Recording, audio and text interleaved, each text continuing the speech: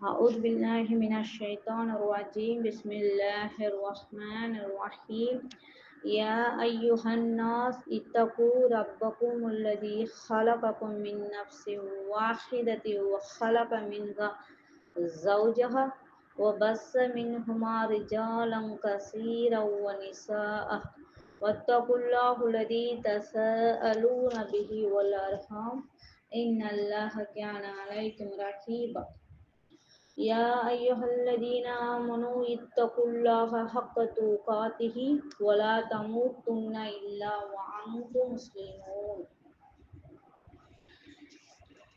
சர்வ உலகத்தையும் படைத்து பாதுகாக்கும் அல்லாவிற்கே எல்லா புகழும் புகழ்ச்சியும்.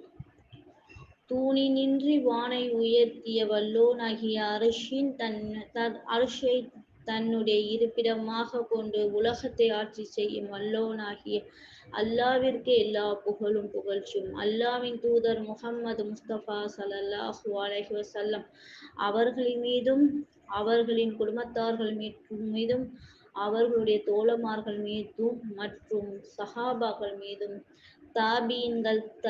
தாபீன்கள் மீதும் மற்றும் நம் முஸ்லிமான அனைவர்கள் மீதும் அல்லாவின் சாந்தியும் சமாதானமும் நிலவட்டுமாக.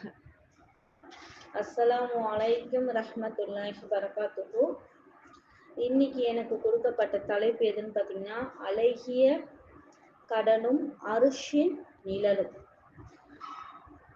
எல்லாம் வல்ல அல்லாவின் நல்லடியார்களே, இந்த உலகத்துல வாழும்போது பொருளாதாரம் ரொம்ப மோசமாக, எந்த அளவுக்கு பொருளாதாரம் மோசமான நிலைமையில சிரமம் படுவர்களுக்கு நம்ம எந்த அளவுக்கு கடன் வழங்கினால், எந்த அளவுக்கு அவகாசம் கொடுக்குறோமோ அந்த அளவுக்கு, இல்லாட்டினா எதுவுமே முடியல, அவரால் கொடுக்கவே முடியாதுங்கிற ஒரு கட்டத்துல நம்ம வரும்போது அதை தள்ளுபடி செய்தால் மறுமையில அல்லாஹ் மிக பெரும் நன்மைகளை பெற முடியும். நம்மளுக்கு மிகப்பெரிய நன்மைகளை பெற முடியும்னு சொல்லிட்டு நம்மளை இஸ்லாமிய மார்க்கம் தான் நம்மளுக்கு நிறைய போதனை செய்கிறது. இப்போ உள்ள காலகட்டத்துல பாத்தீங்கன்னா, மக்கள் ரொம்ப பேர் என்ன செய்யறாங்கன்னா, ரொம்ப வறுமையில வாழக்கூடியவர்களாக இருக்கிறார்கள். வறுமைங்கிறது பாத்தீங்கன்னா, ஒருத்தர் சாப்பாட்டுக்கும் கூட வழி இல்லை, ஒரு துணிமணிக்கு வழி இல்லை. ஆனா இந்த நோன்புடைய காலங்கள்ல பாத்தீங்கன்னா, ஒருத்தவங்க என்ன செய்வாங்கன்னா, நான் 2000 ரூபாய்க்கு சேலை எடுத்தேன், 3000 ரூபாய்க்கு சேலை எடுத்தேன், 5000 ரூபாய்க்கு சேலை எடுத்தேன் அப்படின்னு சொல்லிட்டு ரொம்ப அந்த இதுல என்ன செய்வாங்க, பெருமைப்பட்டு கொண்டிருக்கிறார்கள். ஆனா ரப்புல் ஆலமீன் என்ன சொல்றான், இது எதுக்குமே வழி இல்லாம கஷ்டப்படுறவங்களுக்கு நீ எந்த அளவுக்கு நீ ஒரு கடனை கொடுத்தா, இல்லாட்டினா அதை தள்ளுபடி செஞ்சுட்டா, இல்லாட்டினா தர்மமாக செஞ்சாலும் நான் என்ன செய்வேன், உனக்கு ரெட்டிப்பான நன்மையை நான் கொடுப்பேன் அப்படின்ட்டு நம்மளுடைய இஸ்லாமாக்க சொல்லுது. மறுமை நம்பிய சமுதாயமா நாம இருக்கிறோம், மறுமை நம்பிய சமுதாயமா தான் இருக்கிறோம். ஏன்னா நிறைய கலாச்சாரங்களை பார்க்க போனா இப்போ சில முஸ்லிம்கள் நிறைய பேர் என்ன செய்யணும், மறுமை கூடி அஞ்சி என்ன செய்யறாங்க, நிறைய மக்களுக்கு உதவி செய்யறாங்க. ஆனா ஒரு சிலர் என்ன செய்யறாங்க, வியாபாரம் செய்யறதுக்காக அதர் முஸ்லிம் கொடுக்கக்கூடிய கடனை கூட அவங்க என்ன செய்யறாங்க, ஒரு ஃப்ரெண்ட்ஷிப் வைக்கும் பொழுது அவங்க என்ன செய்யறாங்க, அந்த கடனை கொடுக்குறாங்க. தன்னுடைய நம்ம முஸ்லிம் நண்பன் இவ்வளவுக்குள்ள கஷ்டப்படுறானே அப்படின்னு சொல்லிட்டு அந்த கடனை கொடுத்து உதவுறாங்க. ஆனா அந்த கடனை கூட என்ன செய்யல, ஒரு நம்மளுடைய சமுதாய மக்கள், நம்மளுடைய முஸ்லிம் சமுதாய மக்கள் என்ன செய்யறாங்க, இந்த காரியத்தை செய்யலாமா, இவனுக்கு நம்ம கடன் கொடுக்கலாமா, இவன் நம்ம கூட ரொம்ப தோஸ்தா தான் இருக்கிறான், ஆனா அவனுக்கு நம்ம அந்த கடனை கொடுக்கலாமா அப்படின்னு சொல்லிட்டு என்ன செய்யறாங்கன்னா, பிற மாற்று மதத்தினர் கூட ஒரு நேரத்துல உதவி செய்யற இதுல நம்ம மார்க்கத்தினுடைய மக்கள் என்ன செய்யறாங்க, அதை யோசனை பண்றாங்க. இவன் நல்லா சம்பாதிப்பானா, நல்லா சம்பாதிக்க மாட்டானா அப்படிங்கிற ஒரு சூழ்நிலைக்கு என்ன செய்யறாங்கன்னா, ரொம்ப பின்தங்கி போறாங்க. ஒரு நல்ல காரியத்தை நம்ம சமுதாயம் என்ன செய்யறாங்க, நம்ம இஸ்லாமாக்கம் செய்ய அப்படிங்குது. மறுமை நம்பிக்கை கொண்ட சமுதாயமா தான் நம்ம என்ன செய்யணும், இருக்கணுமே தவிர அதை என்ன செய்யக்கூடாது, கண்டு கொள்ளாம இருக்கவே கூடாது. இப்போ 5 வேற தொழுகையை நம்ம இஸ்லாமாக்கம் வலியுறுத்தி இருக்குன்னா, அதனுடைய நம்ம கூட்டு அந்த கூட்டுக்குள்ள எப்படி இருக்கும், அப்ப இந்த மாதிரி ஒரு அந்த சமுதாய மக்கள் மக்கள் வந்து அந்த தொழுகைக்கு வரும் பொழுது ஒவ்வொருத்தர் என்னென்ன நேரத்துல எப்படி எவ்வளவு கஷ்டப்படுறாங்கன்னு அந்த இடத்துல நமக்கு தெரியும். ஒரு மஸ்ஜிதுக்குள்ள நுழையும் பொழுது எந்த அளவுக்கு அவங்க கஷ்டப்படுறாங்கன்னு தெரியும் பொழுது அவங்களுக்கு வந்து ஒரு வாய்ப்பை பயன்படுத்தி கொடுக்கணும். நல்ல வசதியை வந்து கொடுக்கக்கூடிய ரப்பு நிறைய மக்கள் இருக்கிறாங்க. வசதி கொடுத்திருக்கிற மக்கள் வந்து ரொம்ப பேர் இருக்கிறாங்க. அவங்க என்ன செய்யணும், ரொம்ப கஷ்டப்படுறவங்களுக்காக என்ன செய்யணும், உதவிகள் செய்யக்கூடியவர்களாக இருக்கணும். அது மட்டும் இல்லாம ஒரு முஸ்லிம் தன் அண்டை வீட்டுக்காரர்களுக்கு தன் வீட்டில் ஆக்கிய உணவை வழங்க செய்து அவர் எப்படி காலம் தள்ளுகிறார் அப்படின்ட்டு வீட்டுக்காரின் பிரச்சனையை வந்து என்ன சொல்றாங்க, நம்மளுடைய மார்க்கம் வந்து பார்க்க சொல்லுது. நீ பாரு எப்படி இருக்கிறான், பக்கத்து வீட்டுக்காரன் எப்படி இருக்கிறான், அவன் சாப்பிட்றானா சாப்பிடலையான்னு பாரு. அப்படி இல்லைன்னா அவனுக்கு நீ என்ன செய்ய, உணவை கொடு அப்படின்னு சொல்லுது. அதுல பரக்கத்து இருக்குது. நம்மளுடைய மார்க்கம் என்ன சொல்லுது, பரக்கத்து இருக்குது. நம்முடைய மார்க்கத்துல இது போன்ற காரியங்களை வந்து நிறைய பேர் வந்து ஈடுபடுறதே கிடையாது. அதுக்குதான் அல்லாஹ் வந்து ரப்புல் ஆலமீன் 2:273 சொல்றான், லில் ஃபுகராஹில் லதீன உஹ்சிரு ஃபி ஸபீலில்லாஹ் லா யஸ்ததீஊன தர்பா ஃபில் அர்தி யஹ்ஸபூஹும் ஜாஹில அக்னியாஹ மினத் துஹஃபுஃபி தஅரிஃபுஹும் பிஸீமாஹும் லா யஸ்அலுன் நாஸ இல்ஹாஃபா வமா துன்ஃபிகு மின் கைரின் ஃபஇன்னல்லாஹ பிஹி அலீம். பொருள் திரட்டுவதற்காக பூமியில் பயணம் மேற்கொள்ள இயலாதவாறு அல்லாஹ்வின் பாதையை நம்மை அர்ப்பணித்து கொண்ட ஏழைகளுக்கு தர்மங்கள் வந்து ஊறியது. அவர்களை பற்றி அறியாதவர் தன்மான உணர்வை கண்டு அவர்களை செல்வந்தர்கள் என்று கொள்வார். அவர்களின் அடையாளத்தை வைத்து அவர்கள் அறிந்து கொள்வீர். மக்களிடம் கெஞ்சி கேட்க மாட்டார்கள். நல்லவற்றில் நீங்கள் எதை செலவிட்டாலும் என்ன செய்வான், அல்லாஹ் அதை அறியக்கூடியவனாக இருப்பான் அப்படின்னு சொல்லி ரொம்ப அழகான முறையில் அல்லாஹ் அந்த வசனத்தை வந்து நம்மளுக்கு கொடுத்துருக்கான் பாருங்களேன். ஏன்னா நம்மளுடைய இந்த ஒரு காலகட்டத்துல இருக்கும் பொழுது நம்மளுடைய சகோதரன் என்ன சிக்கல்ல இருக்கிறான் அப்படி பற்றி நம்ம யோசனை பண்றோமா? பண்றதே கிடையாது. ஏன்னு நினைச்சுக்கோங்களேன், அவனுக்கு நம்ம உதவி செஞ்சுட்டா அவன் நம்மளுக்கு கொடுக்க மாட்டானே அப்படின்ட்டு என்ன செய்யறாங்க, ஒரு அண்ணன் தம்பிக்குள்ளேயே வந்து என்ன செய்யறாங்க, யோசனை பண்றாங்க. இவன் நம்மளுக்கு கொடுப்பானா, கொடுக்க மாட்டானே, அவன் நம்மளுக்கு எங்கிருந்து கொடுக்க போறான், நம்ம கிட்ட இருந்து வாங்க மட்டும்தான் நினைப்பான், நம்ம வந்து அவனுக்கு கொடுக்கவே கூடாது அப்படிங்கிற ஒரு நிலைமைக்கு வந்து போயிடுறாங்க. அப்ப இந்த வசனம் வந்து நம்மளுக்கு எந்த அளவுக்கு உணர்த்துது பாருங்களேன். அவங்க மக்கள் கிட்ட என்ன செய்ய மாட்டாங்க, கெஞ்சி கேட்க மாட்டாங்க. நீ உதவி செய்வோம் சகோதரனுக்கு என்ன செய்யி, நீ உதவி செய்பவனாக இரு. அதனால்தான் அல்லாஹ் எப்படி செய்யறான்னா, நிறைய பேர் கேட்க மாட்டாங்க. கேட்காத நிலைமையில நிறைய பேர் இருக்கும்போது அல்லாஹ் தனது வசனத்தில் எப்படி கூறியிருக்கிறான் பாருங்க. அடுத்தவரிடம் வாய் திறந்து யாசிக்காமல் இருக்கிறாங்க பாத்தீங்களா, அவர்கள் வாயை திறந்து யாசிக்க வைக்காது. அவங்க வாயை திறந்து யார்கிட்டயுமே கேட்க மாட்டாங்க. ஆனா அவங்களுக்குள்ள நிறைய கடன்கள் இருக்கும், அவங்களுக்குள்ள நிறைய கஷ்டங்கள் இருக்கும். ஆனா அவங்க என்ன செய்ய மாட்டாங்க, யார்கிட்டயுமே கேட்க மாட்டாங்க. ஆனா நம்ம என்ன செய்யணும், அதனாலதான் நிறைய விஷயங்கள் வந்து ரசூலுல்லாஹ் வந்து நம்மளுக்கு உணர்த்தி இருக்கிறாங்க. ஜகாத் எனும் பொருளாதாரத்தை நீங்க வந்து இது மாதிரி நீங்க வழங்குங்க. இல்லாட்டினா ஒரு மனுஷன் சேர்த்துக்கிட்டே தான் போவான்.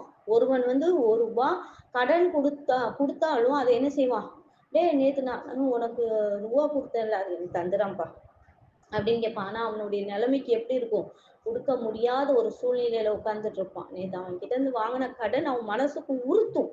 ஆனா அவன் என்ன செய்வான், என்னுடைய கடனை வந்து நீ கொடுத்துடு. அந்த மாதிரி வந்து கேட்கக்கூடிய மனிதர்கள் கிட்ட வந்து வாங்கக்கூடியவர்கள் வந்து எப்படி இருப்பாங்க, ரொம்ப குறுகிய போய் இருப்பாங்க. அதனாலதான் வந்து நபி ஸல்லல்லாஹு அலைஹி வஸல்லம் அவர்கள் வந்து ரப்புல் ஆலமீனும் நம்மளுக்கு என்ன சொல்லியிருக்கிறாங்க, ஜகாத் எனும் கடமையை வந்து என்ன செஞ்சிருக்கிறாங்க, நம்மளுக்கு வலியுறுத்தி இருக்கிறாங்க. இந்த மாதிரி உங்ககிட்ட பொருளாதாரம் அதிகமா இருக்கா, நீ பிறருக்கு வந்து செய், நீ வந்து என்ன செய்ய, பிறருக்கு வந்து செய் அப்படின்னு சொல்றாங்க. இந்த மாதிரி நல்ல பணிகள் வந்து செய்யறதுனாலதான் என்ன ஆகும்னா, ரொம்ப நம்மளுடைய மார்க்கம் வந்து சிறந்த சமுதாய மார்க்கமாக இருக்கிறது. ஒருவருக்கு வந்து தொழிலுக்கு யாரேனும் வந்து உதவி கேட்கும் பொழுது அவர் கொடுக்கும் நிலையில் உள்ளவரின் உள்ளத்தில் உதிகின்ற முதல் எண்ணம், இவனுக்கு ₹1 கொடுக்கலாம், அவனுக்கு ஒரு 1 லட்ச ரூபாய் கொடுக்கலாம், ஆனா அவன் நஷ்டமாயிட்டா என்ன செய்ய முடியும்? அப்ப நம்ம துட்டை எப்படி நம்ம கேட்டு வாங்க முடியும்? அவன் நல்லபடியா வியாபாரம் பண்ணுவானா? இந்த துட்டை நம்மளே எடுத்து நம்ம வியாபாரத்துல போட்டு நம்ம இன்வெஸ்ட்மெண்ட் பண்ணி நம்ம நிறைய இது பண்ணிக்கலாமே, நம்ம லாபத்தை பார்த்துக்கலாமே, எதுக்கு இவனுக்கு கொடுக்கணும் அப்படின்ட்டு என்ன செய்யறாங்க, யோசனை பண்றாங்க. இவனுக்கு கொடுக்கலாமா வேண்டாமாங்கிறதுலயே என்ன ஆகுதுன்னா முழுமையாக அப்படியே யோசனத்திலேயே இருக்கிறாங்க. ஆனா நீங்க ஒவ்வொரு நாளும் ஒருவருக்காக கடன் கொடுத்தீங்கன்னா அதுக்குள்ள கூலி யார்கிட்ட இருக்குது? ரப்பு கிட்ட இருக்கு. நம்முடைய பணம் அவனிடம் கடனாக நிற்குமே, அப்படிலாம் நம்ம என்ன செய்யக்கூடாது, யோசனை பண்ணவே கூடாது. கொடுக்கும் நிலை உள்ளவரின் எவ்வளவு அளவுக்கு கொடுக்கும் நிலை உள்ளவர் இருக்கிறாங்க பாத்தீங்களா, அவங்களுக்கு அல்லாஹ் எந்த அளவுக்குன்னா இரட்டிப்பாக்கி கொடுக்குறேன் உனக்கு நான் என்ன செய்யறேன், ரெட்டிப்பாக்கி கொடுக்குறேன். நம்முடைய அந்த தொகையை இவன் முன்னேறணும் அப்படின்னு நினைச்சுதான் நம்ம என்ன செய்யணும் தவிர அந்த ரூபாயை அவனுக்கு கொடுக்கணுமே தவிர அவன் நம்மளுக்கு கொடுப்பானா கொடுக்க மாட்டானா அப்படிங்கிற ஒரு நிலைமையில நம்ம என்ன செஞ்சிடக்கூடாது, கண்டிப்பாக போயிடவே கூடாது. அவன் நம்மளுக்கு தருவான். அவன் எவ்வளவு கஷ்டத்துல இருந்தாலும் அவன் என்ன செய்வான், லாபத்துல ஈட்டு நம்மளுக்கு நம்மளுடைய கடனை கொடுப்பான் அப்படின்னு சொல்லிட்டு நம்ம என்ன செய்யலாம், பொறுமையாக இருக்கலாம். அந்த பொறுமைக்குள்ள கூலி இன்னைக்கு ஒரு மாசத்துல அவன் கொடுக்குறான்னு சொன்ன பணத்தை கூட அவனால கொடுக்க முடியாத சூழ்நிலையில அந்த ஒவ்வொரு நாளும் ரப்புல் ஆலமீன் என்ன செய்யறாங்கன்னா உனக்கு அதுக்குள்ள கூலிய கொடுத்துக்கிட்டே இருக்கிறான். அப்போ மறுமையில் கிடைக்கும் மகத்தான கூலி எப்படி இருக்குது? நம்ம மார்க்கம் என்ன சொல்லுது, மறுமை அடிப்படையாக கொண்ட ஒருவர் என்ன செய்யறாங்க, ஒரு கொடுக்கும் தொகையில் இவரே தன்னை வளர்க்கலாம்னு நினைக்க கூடாது, பிறரும் என்ன செய்ய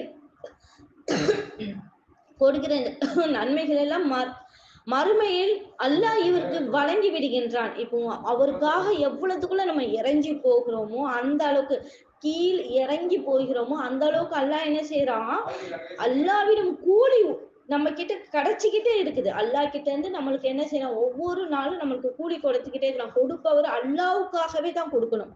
இவன் நம்மளுக்கு கண்டிப்பா தரலனாலும் அல்லாஹ் நம்மளுக்கு தருவான் கண்டிப்பா. அப்போ ஒருவேளை இந்த கடன் பெற்றவர் நட்டம் அடைந்துட்டான்னு நினைச்சுக்கோங்களேன், அந்த தொகையை மீட்பதற்காக வட்டிக்காரன் போய் என்ன செய்யக்கூடாது, அவங்க கிட்ட போய் நின்றுகிட்டு இரக்கமற்ற அரக்க குணத்தோட அவங்க கிட்ட எல்லாம் என்ன செய்யக்கூடாது, நடக்கக்கூடாது. கொஞ்சம் ஒரு நாள் அவகாசம் எடுத்துக்கப்பா, சரி ஒரு மாசம் நீ அவகாசம் எடுத்துக்கப்பா, சரி அதுக்கும் முடியலையா, சரி ஒரு வருடம் நீ அவகாசம் எடுத்துக்கப்பா அப்படின்னு சொல்லிட்டு அதுக்கும் அவருக்கு முடியாத ஒரு சூழ்நிலை வரும்போது அந்த கடனை நம்ம எப்படி தள்ளுபடி செய்து விடுமோ அதுல மறுமையில அரிசியினுடைய நிழல்ல நம்ம இருப்போம். நம்ம எப்படி இருப்போம், அரிசியின் நிழல்ல இருப்போம். மறுமையில் கிடைக்கும் நன்மையை பத்தி ரசூலுல்லாஹ் நிறைய விஷயங்களை சொல்லியிருக்கிறாங்க. அல்லாஹ்வின் தூதர் சொல்றாங்க,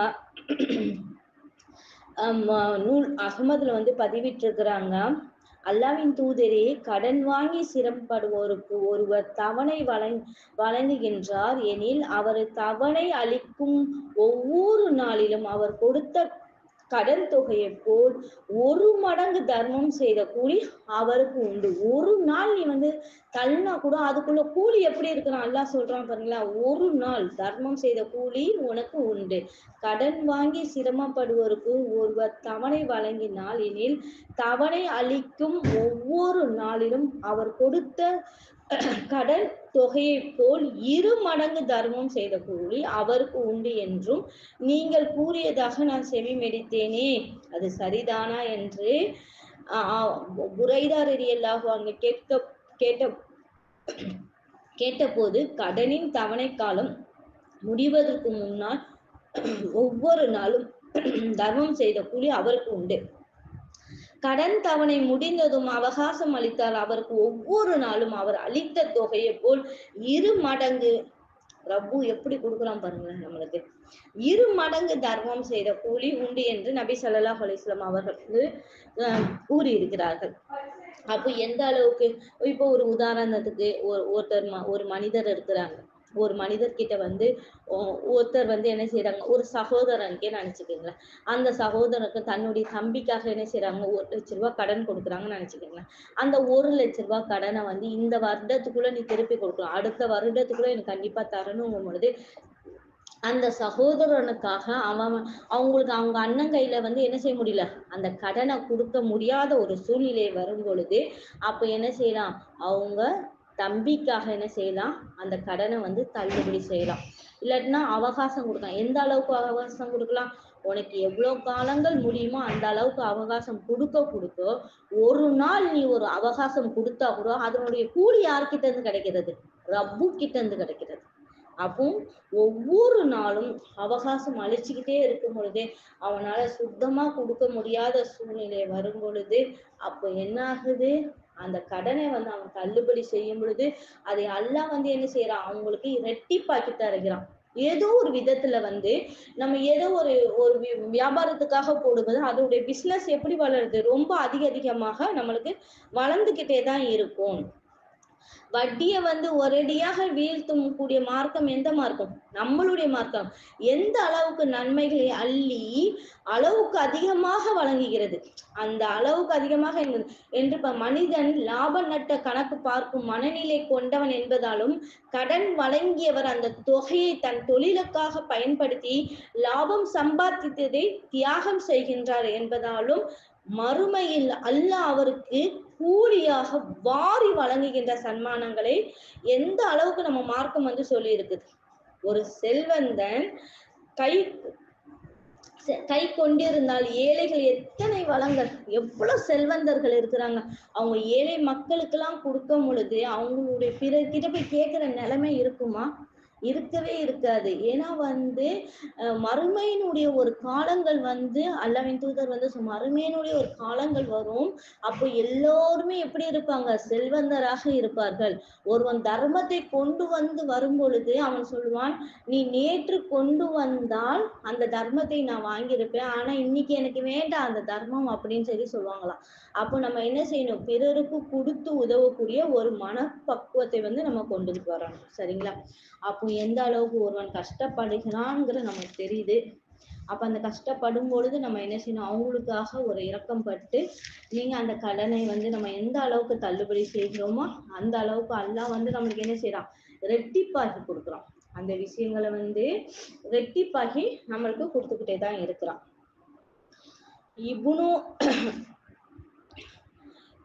புகாரில பதிவிட்டு இருக்கிறாங்க, இப்னு ஹபீப் ஹத்ரத் ரலியல்லாஹு அன்ஹு அவர்கள் கூறி இருக்கிறாங்க, கொடுத்திருந்த கடனை பள்ளிவாசலில் வைத்து நான் கேட்டேன். எங்கள் இருவரின் குரல்கள் உயர்ந்தன. தமது வீட்டில் இருந்த நபி ஸல்லல்லாஹு அலைஹி வஸல்லம் அவர்கள் இந்த சப்தத்தை கேட்டார்கள். உடனே தமது அறையின் திரையை விலகி கொண்டு வெளியே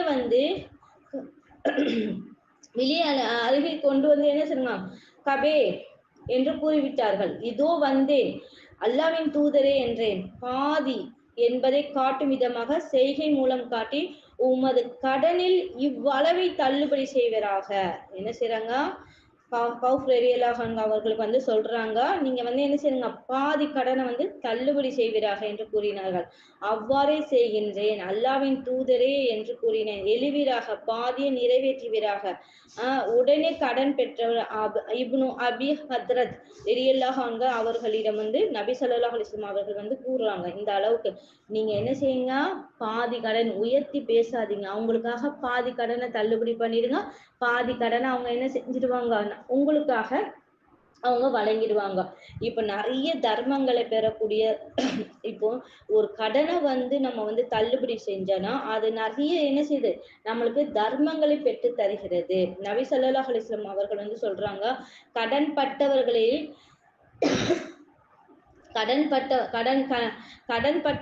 கண்டு வலா இருந்ததில்லை. உடனே அவருடைய கடனை தீர்ப்பு கூறிய வழிவகைகளை காண ஆரம்பித்து விடுகின்றனர். எந்த அளவுக்குன்னா, ஒரு கடன் பட்டிருக்கிறாங்கன்னு நினைச்சுக்கோங்களேன், அதை எந்த அளவுக்கு ஒரு ஆராயத்துல இந்த அளவுக்கு வழியே இல்லை. அவருடைய கடனை தீர்ப்பு கூறிய வழிவகைகளை காண ஆரம்பித்து எப்ப தருவாரு, எப்ப நம்மளுடைய காசை திரும்பி வாங்கலாம் அப்படிங்கிற நிலைமைக்கு என்ன ஆகிடும், ஒருத்தர் போயிடுறாரு. இப்போ ஒருவர் கடன் கொடுக்குறாரு, அந்த அளவுக்கு கடனை கொடுக்க முடியல, அப்ப நம்ம துவா வருமோ, ரூபா வராதோ அப்படிங்கிற சிந்தனைகளை வந்து என்ன ஆகிடுனா நிறைய மக்கள் வந்து போறாங்க. அப்ப அல்லாவின் தூதர் நபி ஸல்லல்லாஹு அலைஹி வஸல்லம் அவர்கள் வந்து காலத்தில் பழங்கள் வாங்கிய வகையில் ஒருவரது கடன் அதிகமாகி அதன் சிரமத்திற்கு உள்ளாக்கப்பட்டு விட்டார். உடனே அல்லாவின் தூதர் நபி ஸல்லல்லாஹு அலைஹி வஸல்லம் அவர்கள் நபி தோழர்களை நோக்கி அவருக்கு தர்மம் செய்யுங்கள் என்றார்கள். ஆனால் வசூலான கடன் தொகை கடனை பூர்த்தி செய்யும் அளவுக்கு எட்டவில்லை. உடனே நபி ஸல்லல்லாஹு அலைஹி வஸல்லம் அவர்கள் அவருடைய கடன்காரர்களிடம் கிடைத்ததை எடுத்துக் கொள்ளுங்கள், உங்களுக்கு இதை தவிர வேறு எதுவும் இல்லை என்று சொன்னார்கள். அப்ப எந்த அளவுக்கு ஒருத்தர்கிட்ட கடனை கொடுத்துட்டு அதை என்ன செய்வோம், எப்ப தருவான் எப்ப தருவான் எப்ப தருவான் அப்படின்ட்டு நீங்க என்ன செஞ்சிடாதீங்க, அவங்கள போய் தொந்தரவு பண்ணாதீங்க அப்படின்னு சொல்லிட்டு முஸ்லிம்ல வந்து 3170 ஹதீஸாக பதிவிட்டிருக்கிறாங்க. அப்ப கடன் பெற்றவங்களுக்காக நம்ம எந்த அளவுக்கு தர்மம் செய்கிறோமோ அந்த அளவுக்கு அல்லாஹ் என்ன செய்யறான், நம்மளுக்கு ரெட்டிப்பாக்கி தருகிறான். இப்போ ஒரு நடு தெருவுல நிக்கிறாங்கன்னு நினைச்சுக்கோங்களேன். இப்போ அரண்மனை வீடுல எல்லாம் நிறைய பேர் வாழ்ந்துருக்குறாங்க. அதே மாதிரி பிளாட்பாரத்திலயும் எப்படி செய்யறாங்க, வாழக்கூடிய மக்கள் இருக்கிறாங்க. அப்ப அந்த அரண்மனை வீட்டுல உள்ளவங்க அவங்க என்ன செய்யலாம், இவங்களுக்கு வந்து நிறைய உதவிகள் செய்து அல்லாஹ் கிட்ட இருந்து நம்மளுக்கு என்ன கிடைக்கணும், நன்மை கிடைக்கணும், அரிசி நிழல் கிடைக்கணும் அப்படின்ட்டு அந்த ஏழப்பட்ட மக்களுக்காக உதவி செய்கிற உள்ளத்துக்கு வந்து அல்லாஹ் என்ன செய்யலாம், ரெட்டிப்பாகக்கூடிய நன்மையை வந்து ரொம்ப ரொம்ப வழங்குறான். ஏழைகளுக்கு யார் வந்து இறங்குறாங்களோ இறைவன் அவங்களுக்காக இறங்குறான் அப்படின்னு சொல்லி சொல்றாங்க. 4:42 சொல்றாங்க, அல்லாவின் அடியார்களிலிருந்து ஒரு அடியார் அவனிடம் கொண்டு வரப்படுவார். அவருக்கு அல்லாஹ் செல்வத்தை அல்லாஹ் வழங்கியிருந்தான். ஆனால் அவரிடம் உலகத்தில் நீ என்ன அமல் செய்தாய் என்று கேட்பான். நபி ஸல்லல்லாஹு அலைஹி வஸல்லம் அவர்கள் இதை வந்து கூறிவிட்டு அல்லாஹ்விடத்தில் அவர்கள் எந்த செய்தியும் மறைக்க மாட்டார்கள். சரிங்களா? எந்த ஒரு அடியானும் சரி அல்லாஹ் கிட்ட இருந்து எந்த விஷயத்துல என்ன செய்ய முடியாது, எதையும் மறைக்க முடியாது அப்படின்னு சொல்லிட்டு சொல்றாங்க. இந்த நிறைய ஹதீஸ்களை பார்க்கும் பொழுது நம்மளுக்கு நிறைய விஷயங்கள் வந்து என்ன தெரியுது, அல்லாஹ்வுடைய அரிசி நமக்கு வேணாமா, கண்டிப்பா வேணும். அல்லாஹ்வின் அரிசி நபி ஸல்லல்லாஹு அலைஹி வஸல்லம் அவர்கள் வந்து எவ்வளவு அழகா நம்மளுக்கு சொல்றாங்க பாருங்களேன். அபூ கதாதா ரலியல்லாஹு அவர்களிடம் வந்து ஒரு வந்து கடன் பட்டு இருக்கிறாங்க. அந்த கடனை கேட்டு அவரிடம் செல்லும் பொழுது அவர் என்ன செஞ்சிடறாங்க, ஒளிந்து ஒளிந்து கொள்றாங்க. ஒரு கடன் இப்போ நிறைய பழக்கங்கள் வந்து இருக்குது. நிறைய பேர் கடன் வாங்கிட்டு என்ன செய்வாங்கன்னா, ஒரு வீட்டுல வந்து என்ன செய்வாங்க, மனைவி கிட்டயோ பிள்ளைகிட்டயோ சொல்லுவாங்க, எங்க வாப்பா இல்லைன்னு சொல்லிடு, என்னுடைய கணவன் இல்லைன்னு சொல்லி அப்படி என்ன செஞ்சிரு, நீ அவங்கள வந்து அனுப்பி வச்சுடு, அவங்க கிட்ட நீ என்ன செஞ்சிடாத, எதையும் வந்து பேசிடாத, நீ இல்லைன்னு சொல்லி அனுப்பிடு அப்படின்னு சொல்லிட்டு அதே விஷயங்கள் வந்து நபி ஸல்லல்லாஹு அலைஹி வஸல்லம் அவங்களுடைய காலகட்டங்கள் இப்போ மட்டும் இல்ல, நபி ஸல்லல்லாஹு அலைஹி வஸல்லம் அவங்களுடைய காலங்களிலும் நடந்திருக்குது. அபூ கதாதா ரலியல்லாஹு அவங்க வந்து நிறைய கடனை வந்து கொடுத்துருக்குறாங்க. அப்போ அவங்க அந்த மனிதர் வந்து என்ன செய்யணும், ஒளிந்து ஒளிந்து கொள்றார். அப்போ ஒரு நாள் அந்த வழியா வரும்போது ஒரு சிறுவன் வெளியே வந்தான். அவரிடம் அவரை பற்றி விசாரித்த போது, ஆம், அவர் வீட்டில் அவர் வந்து என்ன செய்யறாங்க, சாப்பிட்டு இருக்கிறாரு. உடனே அபூ கதாதா ரலியல்லாஹு, இன்னாரை வெளியே வந்து விடு, நீ இங்கதான் இருக்கிறேன்னு எனக்கு தெரிஞ்சிருச்சு, ஆனால் நீ வந்து என்ன செஞ்சிருங்க, வெளியில வந்துருங்க என்று கூப்பிடும் பொழுது அவர் என்ன செய்யறாங்க, உடனே வெளியில வந்ததும் என்னை விட்டுடுங்க, நீங்க எதுக்கு விட்டுடுங்க அப்படின்னு சொல்றாங்க, நீங்க எதுக்கு என்னை பார்த்து ஒளியுறீங்க, ஒளிய காரணம் என்ன அப்படின்னு கேட்கும்போது, நான் ரொம்ப கஷ்டப்படுகிறேன், என்கிட்ட உங்ககிட்ட நான் கடனை வாங்கிட்டேன், ஆனா எனக்கு கொடுத்து உதவுறதுக்கு அபூ கதாதாவே என்கிட்ட வந்து ரூபா இல்லை அப்படின்னு சொல்லிட்டு, பணம் இல்லைன்னு சொல்லிட்டு ரொம்ப அழுகுறாங்க. பிறகு உங்ககிட்ட யார் கடனையா நான் கேட்டேன் அப்படின்னு சொல்லிட்டு அபூ கதாதா ரலியல்லாஹு அன்ஹு அவர்கள் எவ்வளவு அழகான முறையில கேட்கிறாங்க. ஆனா இதே ஒரு சூழ்நிலையில இப்போ இருக்கிற வாழக்கூடிய மக்கள் வந்து நம்ம போய் நிக்கும் பொழுது அவங்க ஒளியும் போது, நீ எனக்கு பணத்தை வச்சுட்டு மாறு வேலை பாரு, இன்னைக்கு இல்லாட்டனா நாளைக்கு எனக்கு என்ன செஞ்சிடணும், பணத்தை வைக்கணுங்கிறாங்க. உடனே அவங்க என்ன செய்வாங்க, மனம் குறுகி போய் அந்த இடத்துல நிற்பாங்க. 4 பேருக்கு முன்னாடி வாசல்ல நின்று என்ன செய்வாங்க, ரொம்ப அசிங்கப்படுத்துவாங்க. அந்த அசிங்கத்தெல்லாம் நம்ம என்ன செய்வோம், பொறுத்து இருப்போம். யார் தான் இந்த கடனை வாங்கணுமோ அப்படின்னு நினைப்பாங்க. ஆனா சஹாபாக்கள்லாம் எப்படி வாழ்ந்திருக்கிறாங்க பாருங்க. அபூ கதாதா ரலியல்லாஹு கிட்ட அவங்க அழுகுறாங்க, என்னால இந்த பணத்தை கொடுக்க முடியலையே அப்படின்னு சொல்லிட்டு. அவங்க என்ன சொல்றாங்க, யார் கடன் பட்டவருக்காக அவகாசம் அளிக்கின்றாரோ அல்லது தள்ளுபடி செய்கின்றாரோ அவர் இறுதி நாளில் அரிசின் நிழலில் இருப்பார் என்று அல்லாஹ்வின் தூதர் சொல்ல நான் செவிமெடுத்திருக்கின்றேன் என்று கூறினார்கள். அப்போ எந்த அளவுக்கு சொல்றாங்க பாருங்க, சஹாபாக்களுடைய வாழ்க்கை எந்த அளவுக்கு இருக்குது. ஆனா நம்ம இருக்கிற இந்த காலகட்டத்துல ஒவ்வொரு மக்களும் எப்படி வாழ்ந்து கொண்டு இருக்கிறார்கள் பாருங்க. ஒரு கடன் பட்டவர் அழ வேண்டும், அவருக்கு நிறைய கஷ்டத்தை கொடுக்கணும்னு சொல்லிட்டு கடன் கொடுத்தவர் என்ன செய்வாங்க, அவங்க வீட்டு வாசல்ல முன்னாடி நின்றுக்கிட்டு அவங்க பிள்ளைகளை, அவங்க மனைவிய, அவங்க பெற்றவர்களை எல்லாத்தையும் என்ன செய்வாங்க, தரக்குறைவா பேசுவாங்க. எப்படி பேசுறாங்க, தரக்குறைவா பேசுறாங்க. ரொம்ப அசிங்கமா அவங்கள விட்டு சாமான்களெல்லாம் எடுத்து வெளியில தூக்கி போட்டுறது, நீ எனக்கு பணத்தை தரல அப்படின்னு சொல்லிட்டு எந்த ஒரு விஷயத்திலையும் என்ன செய்யறாங்க, ரொம்ப அசிங்கமான வார்த்தைகளை விடக்கூடியவர்களாக இருக்கிறார்கள். அப்பவும் அந்த காலத்து சஹாபாக்கள் எல்லாருமே என்ன செஞ்சாங்க, மறுமையினுடைய இதுக்கு அஞ்சக்கூடியவர்களாக இருந்தாங்க. மறுமைக்கு என்ன செஞ்சாங்க, வாழக்கூடிய மக்களாக இருந்த அல்லாஹ்வினுடைய அரிசி நிழல் நம்மளுக்கு கிடைக்கக்கூடியவர்களாக இருந்தார்கள். அப்போ ஒவ்வொரு விஷயத்தையும் அவங்க என்ன செஞ்சாங்க, எல்லா விஷயங்களையும் பார்க்கும்போது எல்லாத்தையும் தள்ளுபடி செஞ்சிருவாங்க. அப்துல் ரஹ்மான் இப்னு அவுஃப் ரலியல்லாஹு அன்ஹு அவர்கள் செல்வந்தர்களின் பெரிய செல்வந்தர்லயும் பெரிய செல்வந்தராம். அவங்களுடைய வியாபாரம் கூட்டம் வரும்போது பல கோடி மில்லியன் டாலர் சொல்லுவோம் பார்த்தீங்களா, அந்த மாதிரி திர்ஹமுடைய இதுதான் வருமா. அந்த அளவுக்கு இருக்கும் பொழுது எல்லாருமே வேடிக்கை பார்ப்பாங்களாம். அவங்களுடைய வியாபார பொருட்கள் எல்லாம் வரும் பொழுது ரொம்ப வேடிக்கை பார்ப்பாங்களாம். எவ்வளவு அழகான ஒரு இதை கொண்டுகிட்டு வராங்க அப்துல் ரஹ்மான் இப்னு அவுஃப் அப்படின்னு சொல்லிட்டு பார்க்கும் பொழுது, ஐஷா ரலியல்லாஹு அன்ஹா அவங்களுடைய அடிமை பெண், அவங்க வீட்டுல வேலை பார்க்கக்கூடிய பெண் அப்துல் ரஹ்மான் இப்னு அவுஃப் கிட்ட சொல்லுவாங்களாம், ரசூலுல்லாஹ் சொல்லியிருக்கிறாங்க, நீங்க ரசூலுல்லாஹ் சொன்னதாக ஐஷா ரலியல்லாஹு அன்ஹா அவர்கள் என்கிட்ட சொன்னாங்க, நீங்க சொர்க்கத்துல எப்படி இருப்பீங்க, உதித்த நிலைமையிலும் தவந்த நிலைமையிலும் நீங்க எப்படி செய்வீங்க, சொர்க்கத்துக்குள்ள புகுவீங்க அப்படின்னு சொன்ன உடனே அந்த சொர்க்கத்துடைய இது நம்மளுக்கு கிடைக்குமே அப்படிங்கிறதுக்காகவே அவங்க என்ன செஞ்சாங்கன்னா, அந்த வியாபார கூட்டத்துல இருக்கிற அவ்வளவு கோடிக்கணக்கான பொருளையும் அவங்க என்ன செஞ்சாங்கன்னா அவ்வளவு தர்மம் பண்ணக்கூடியவர்களாக இருந்தார்கள். எந்த அளவுக்கு, ரொம்ப அதிகமாக தர்மம் செய்யக்கூடிய நிலைமையில அவங்க இருந்தாங்க. அப்போ நம்ம ஒருத்தருக்கு என்ன செய்யறோம், கொடுக்கறதுக்கு நம்ம யோசனை பண்றாங்க. இப்போ உள்ள காலகட்டத்து மக்கள் கொடுத்தா இவன் கிட்ட இருந்து காசு வருமோ வராதோ அப்படிங்கிற நிலைமைக்கு என்ன ஆகிடுறாங்க, உள்ளாக்கிடுறாங்க. அப்ப எந்த அளவுக்கு சஹாபாக்கள்லாம் வாழ்ந்தாங்க, அல்லாஹ்வுடைய அரிசின் அவங்களுக்கு கிடைக்கணும் அப்படின்ட்டு ரொம்ப ஆசைப்படக்கூடியவர்களாக இருந்தார்கள். அதே மாதிரிதான் நம்மளும் என்ன செய்யணும், அல்லாஹ்வுடைய அரிசின் நம்மளுக்கு கிடைக்கணும், அவனுடைய அரிசி நிலையில வாழக்கூடிய தன்மையை அல்லாஹ் நம்மளுக்கு கொடுக்கணும் அப்படின்னு சொல்லிட்டு நிறைய விஷயங்களுக்காக நம்ம வாழக்கூடிய மக்களாக இருக்கணும். அது மட்டும் இல்லாம யார்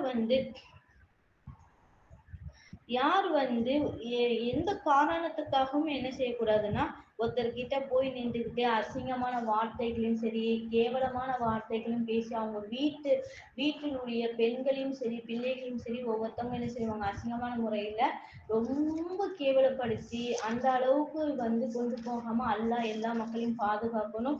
ஒருத்தர் யார் அல்லாஹ்வுக்காக அழகிய கடன் கொடுக்குறாங்களோ அவங்களுக்கு அல்லாஹ் என்ன செய்யறான், உனக்கு நான் சொர்க்கத்தை தருகிறேன் ரெட்டிப்பாக்கி, அந்த என்ன செய்யறான், அல்லாஹ்வுக்காக